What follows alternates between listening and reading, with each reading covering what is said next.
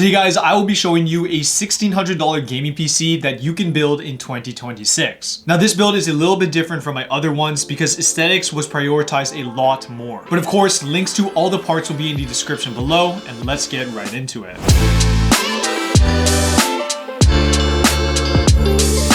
So starting with the CPU, we have the Ryzen 5 9600X. Now this is a 6-core 12-thread CPU that of course is on the AM5 platform, and overall it's a very solid CPU for gaming. I've used the CPU in a couple of builds before, and honestly it's just really solid. Now there are a couple options you actually can go with this build. If you do want to save a little bit more money, you could go for something like the 7600X. That one goes for around $170 while this one goes for $193. So if you do want to save some money, you can go for that CPU, and the performance really isn't that different. I went with the 9600X just because I have it on hand, and it's also a $20 difference, so it's not like it's a big jump, but the 9600X, 7600X are both solid options. And yeah, this CPU will still be solid in a couple of years, so you don't have to worry about upgrading too soon.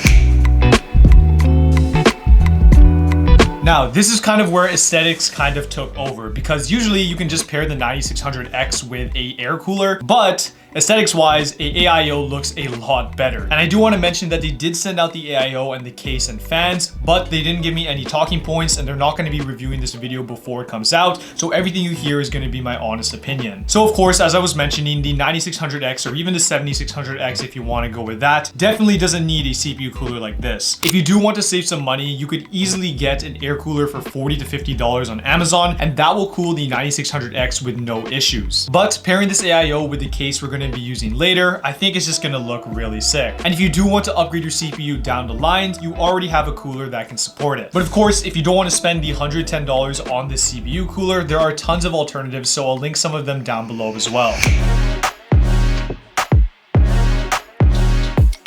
Next up, we have the motherboard, where I went with the GIGABYTE B850 Eagle Wi-Fi 7 Ice. Now, of course, we went with this motherboard because it's in pure white, so it fits the rest of the build. But I did realize something after I bought this motherboard. There actually are some other options you could have gone with here. Now, you can find this motherboard for $190 on Amazon, but another option that I could have went with is getting a B650E motherboard, which is currently on sale at $150. The reason why I'm saying this is because later I'll show you guys the SSD choice that I went with, and honestly, going with the B850 really is just a future proof. The B650 actually has a lot of value because you can find them for around $30 to $40 cheaper, and with all the parts that we're using, it's still compatible. So I will link both of the motherboards down below so you can check both of them out, but that is something that I should have considered where we could have saved some more money. But this is still a really good motherboard. I'm not downplaying this at all. I'm just saying there is some value being seen in the B650, but going with the B850 does give us some future proofing.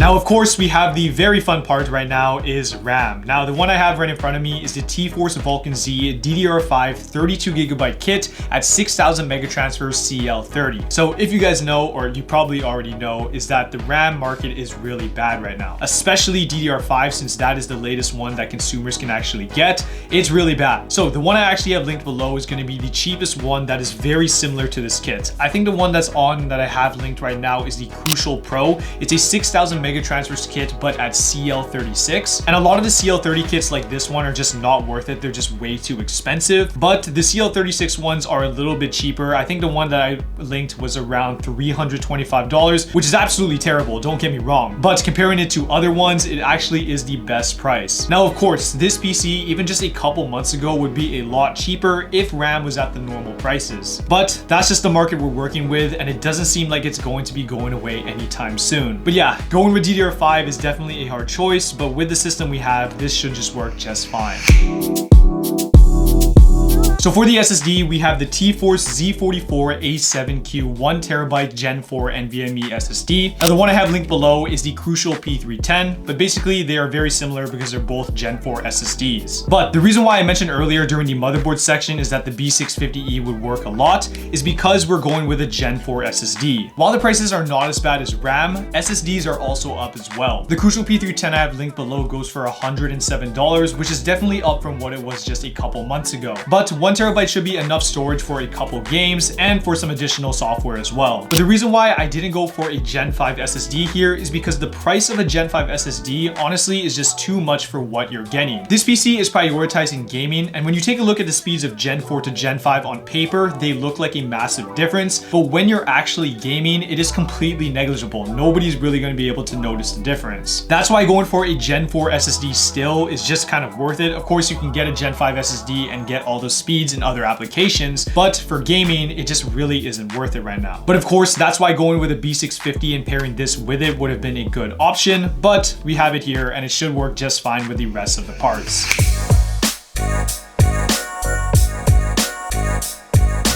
So for the case, we have the Geometric Future M5 vent mesh. Now they did also send out this case for me to try out, and honestly, it's a pretty decent case. Of course, it fits the AAO completely fine and these Squama fans that they also sent out, but overall, it's a really aesthetic case. Of course, we have the ledge here, which I have some figurine. I don't actually know what that is. It's just my sister's. I needed something to put on there. But yeah, it does fit up to an eATX motherboard, so there is a ton of space. In terms of cable management, it is okay, but since the design of the case is very open, there isn't actually a lot of places to mount wires. So in the back of the motherboard, basically is just a hot mess of wires, which I know I could have cable management a little bit better, but since there's just so many wires, it was actually kind of hard to manage them and make it look good. As you can see, the power supply case is over here, and overall, it's a really good looking case and it's quite easy to build in. There's actually a fully toolless design, so you can pop this off, you can pop the back, the glass panel, all without using a screwdriver. But yeah, the cable management can get a little bit annoying, but overall, it's a really nice case, and since everything is mesh, airflow is pretty good. And yeah, you can find this for around $110 on Amazon, or if you want 5 fans installed, you can get it for around $160.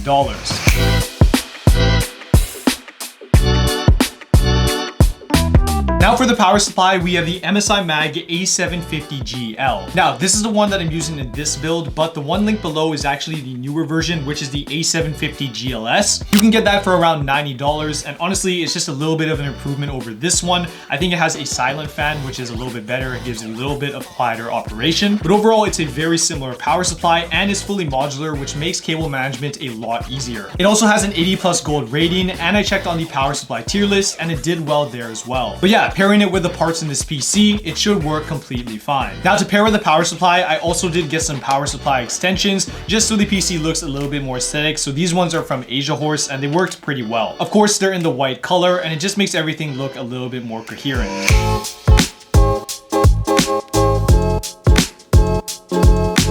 And now for the fun part, we have the RX 9060 XT 16GB. Now you can find these for around $400. This one I'm pretty sure is $420, so just a little bit more than that, but overall a very solid card. You get 16GB of VRAM, which is one of the biggest selling points for this card. So basically, as games are starting to use more VRAM, you really won't have an issue here. And especially for what this PC is targeting at 1440p gaming, it can pretty much run any game at 1440p at good FPS without any issues. And yeah, of course we had to go with the white one to match everything else in this build, but overall just a really solid choice for what we're pairing it with. Of course, if prices for RAM and SSDs were normal, we could have possibly went with an RX 9070 XT, but still the 9060 XT is still a good choice.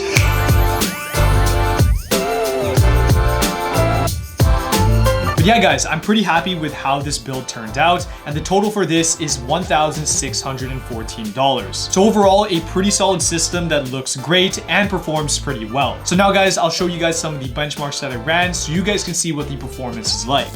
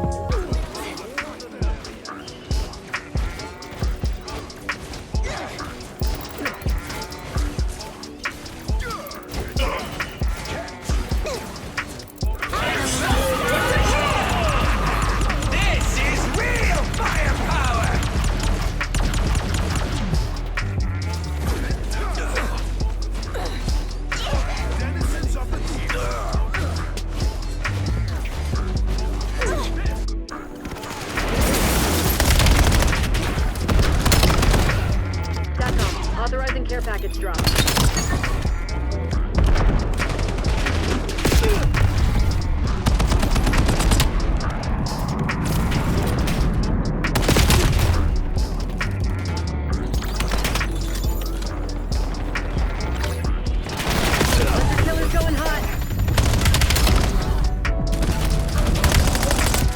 But yeah guys, that is the $1,600 gaming PC that I just put together. So I hope you guys enjoyed this video. Make sure to leave a like and subscribe, and I'll see you guys all in the next one.